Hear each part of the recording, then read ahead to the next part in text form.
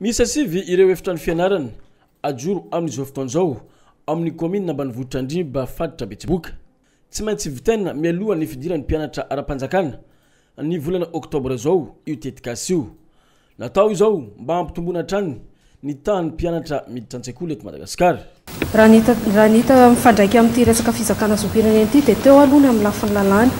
Ny amin'ny lafin'ny lalàna dia mametraka fanavakavahana misy fa amin'izao fotoan'izao aloha efa nisy ny ezaka vita zany hoe ohatra hoe mifafahany reny mampita ny zopirenena amin'ny zanany ninona statut matrimonial satria teo aloha teo zay ohatra dia efa nisy izay fanavakavahana izay.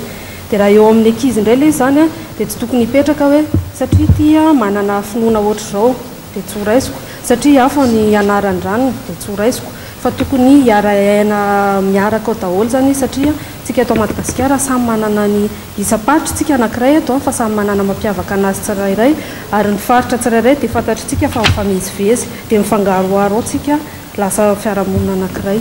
Eo anelalela ny 20 hatramin'ny 50 isanjato amin'izao fotoan'izao ny zaza malagasy tsy manana kopy.